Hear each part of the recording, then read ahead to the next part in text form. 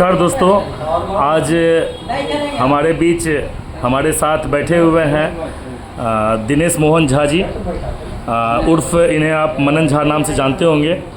तो आज चाचा जी से मेरा कुछ सवाल था कि अभी जो चुनावी दौर चल रहा है और अगले 4 दिनों में रिजल्ट आने वाला है और देश में फिर से सरकार बनेगी, तो हमारा चाचा जी से ये सवाल है कि अभी जो देश में तरह तरह की बातें चल रही है कि मोदी जी आएंगे तो ये संविधान बदल देंगे और संविधान को खतरा है, देश को खतरा है, और मोदी जी आएंगे तो फिर अब इलेक्शन नहीं होगा, अगर 400 पार कर जाएंगे तो बहुत कानून बदल देंगे, बहुत चीज़ों को बदल दिया जाएगा। तो इस बारे में आपका चाचा जी क्या कहना है? देश का संविधान नहीं बदलेगा ना, देशद्रोही का संविधान बदल जाएगा ना। देश का संविधान मोदी जी नहीं बदलते। संविधान को खतरा है पारिवारिक दल से, प्रजातांत्रिक दल से खतरा नहीं है। यानी आपका कहने का मतलब है कि जो भी पारिवारिक दल है वो संविधान को मान ही नहीं रहा।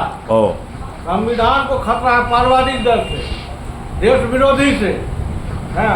वो जो भी वोटर जब जैसे जैसे भारत का शिक्षा दर बढ़ा, बीजेपी आते गया। जब शिक्षा दर कम था कांग्रेस का सरकार था। अभी लोग समझने लगा भारत पहले भी था, आज भी है। भारत पहले कमजोर था, झुक के चलता था, आज खड़ा हुआ है, आगे सीना तान के चलेगा। यही भारत का है। मोदी जी से भारत को मजबूती मिली है, हर एक चीज में मजबूती मिली है। चाहे अर्थ पहले गांव जाते थे ना तो नाक बंद करके जाना पड़ता था घर, है ना। गंदगियाँ फैली रहती थी। तो सब गंदगी को सुधार रहा, चाहे जिस क्षेत्र का गंदगी हो।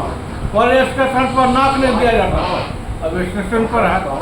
इन लोग जो है, और अभी मतलब ऐसा कहा जा रहा है, देश में इस तरह की बातें आ रही हैं कि लोगों का ये कहना हो रहा है कि हर एक चीज़ को प्राइवेट निजीकरण किया जा रहा है, और निजीकरण करने की वजह से इसमें कहा जा रहा है कि सीधे सीधे ये ब्लेम लगाया जा रहा है मोदी जी के ऊपर कि आप देश में हर एक चीज़ को प्राइवेट कर रहे हैं, हर एक संस्था को बेच रहे हैं। अडानी और अंबानी जी जो हैं उनके हाथों बेच रहे हैं देश को।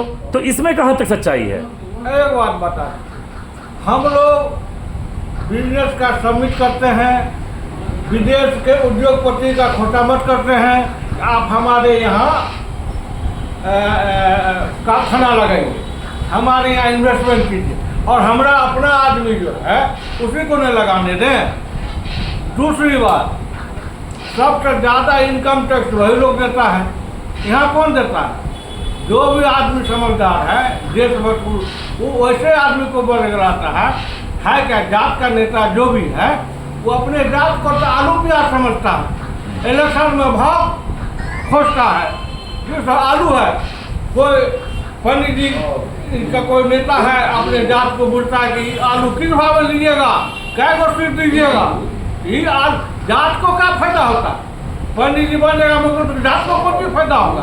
एगो मुँह में जो पंडित जी है, यादव जी है। ये सिर्फ आपका कहना है कि ये सिर्फ कहने के लिए रह जाती है कि मतलब सिर्फ कहने को है कि हाँ हमारे जाति का लोग फलाना मंत्री है और हमारे जाति का लोग क्या देगा, सांसद है, विधायक है। करके जो समझता है हम अपने जात को वोट दे रहे हैं, उसके जैसा ना समझ को है ही नहीं। कारण कोई वोट देता है या तो कांग्रेस को देता है या मोदी को देता है।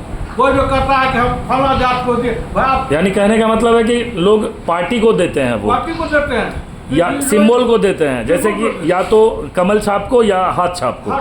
जिसका जो लोग देता है, और लोग समझता है जात को दिए नहीं, उसको देते हैं, उसको देते हैं। क्योंकि कोई अपने जाति के लिए, कुछ खास जाति के लिए कोई कुछ करते नहीं है। नहीं, कर ही नहीं सकता है, कर ही नहीं सकता। अपने जात को जो समझता है, देश का गुलाम बनिए, जात का गुलाम मत बनिए। जबकि जात की गुलामी से आपको कुछ नहीं होने वाला है, और देश का गुलाम बनिएगा तब आपका भविष्य अच्छा रहेगा। बहुत बहुत धन्यवाद, आपने जो जानकारी दी।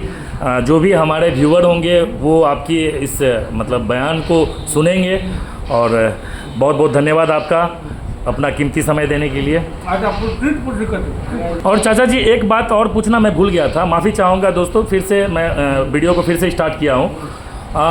अभी जो आपका क्या आप क्या आकलन निकाल रहे हैं कि देश में जो अभी चुनाव हुआ है और 1 तारीख को अंतिम चरण की चुनाव है और 4 तारीख को रिजल्ट आने वाला है, तो आपका क्या कहना है रिजल्ट के बारे में कि कितना सीट आने को है, किसको कितना सीट मिलना है और किसकी सरकार बन रही है, ये मैं आपसे आपके मुंह से जानना चाह रहा था।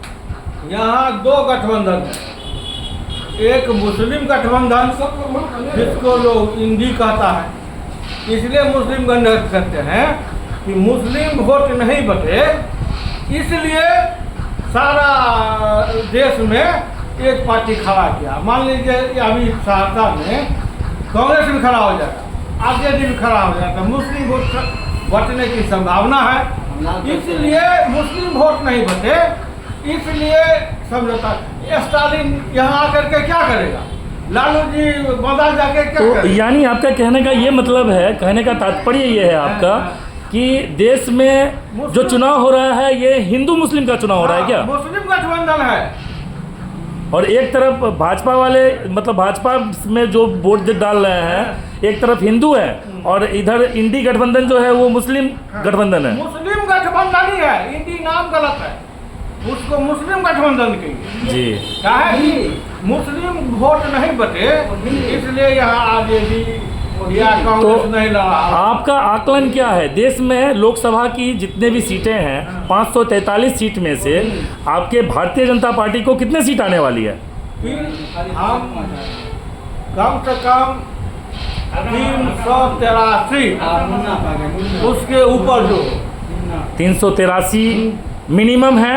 और इसमें जो अभी मोदी जी का एक नारा है अब की बार 400 पार, तो ये 400 पार में आपको संदेह है कि 400 पार नहीं हो पाएगा? हो भी सकता है, नहीं भी हो सकता है, लेकिन 383 होना तय है। तय है। चलिए बहुत बहुत धन्यवाद चाचा जी।